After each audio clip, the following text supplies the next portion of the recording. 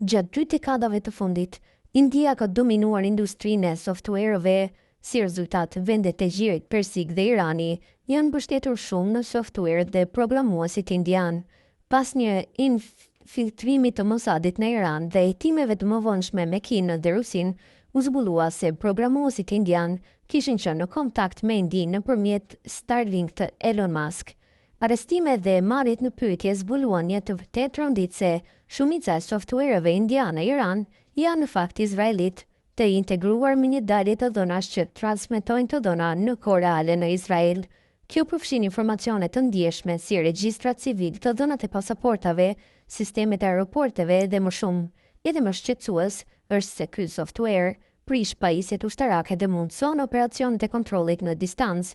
I njëjti software përdoret në Shtetet e Gjirit, Emiratet e Bashkuara Arabe, Arabinë Saudite, Katari dhe Kuvaiti.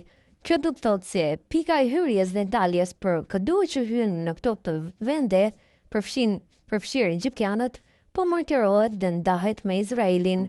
Irani ka ekspozuar këtë dhe zbulimi po shkakton një krizë të madhe në këto vende.